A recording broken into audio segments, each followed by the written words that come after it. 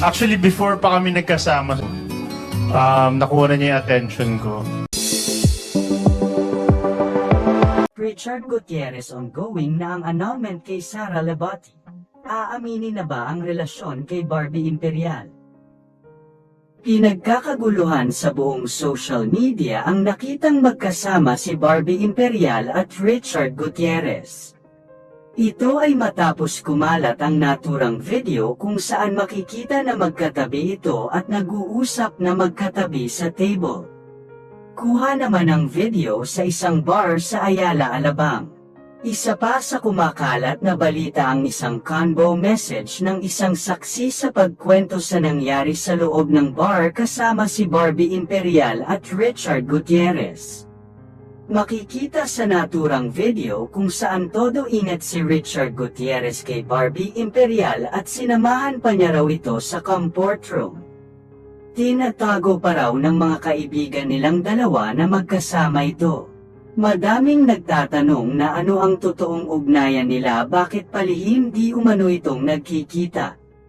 Sa mga hindi po nakakaalam, ongoing na ang annulment papers ni Sara Lebati laban kay Richard Gutierrez. Nagpasa na raw ito sa korte ng annulment upang tuluyan nang wala ng connection sa buhay ni Richard dahil ayaw na raw nitong gamitin ang apelyido ng Gutierrez ni Richard.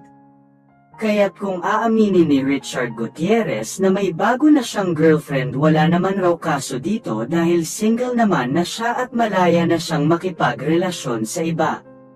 Kung totoo ang balita na may tinatagong relasyon si Barbie at Richard, malalaman din ito ng publiko.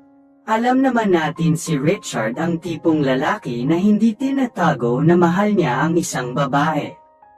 Bagamat ano kaya ang magiging reaksyon ni Annabel Rama patungkol sa balitang may relasyon na si Barbie at Richard? Sana raw ay magkasundo si Barbie at si Annabel Rama. Alam naman natin na one of the kind si Annabel Rama at straight to the point kung magsalita. Sana raw ay matiis niya ang mga maanghang na salita ni Annabel. Kung hindi niya ito matitiis ngayon pa lang raw ay tigilan na niya si Richard Gutierrez at maghanap na ng ibang lalaki. Totoo kaya na sekretong nagkikita ang dalawa? Samantala napag-alaman na isa si Barbie Imperial sa mga co-owners ng Tipsy Pig Bars. At ang video umano na kumakalat kung saan makikita na magkatabi sila ni Richard Gomez sa isang table ay kuha noong nagtitipon ang mga co-owners ng naturang bar. Naimbitahan umano si Richard dahil kaibigan niya din umano lahat ng may-ari ng naturang bar.